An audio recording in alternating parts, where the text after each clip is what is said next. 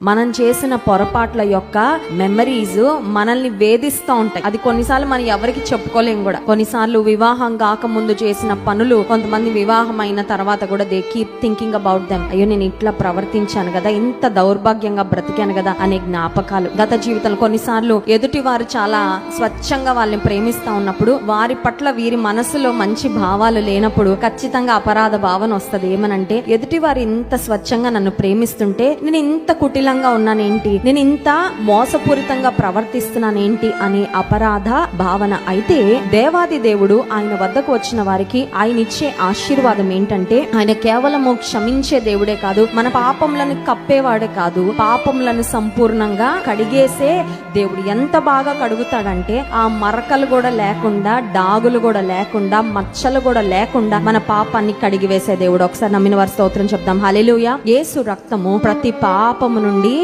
మనలను పవిత్రపరచు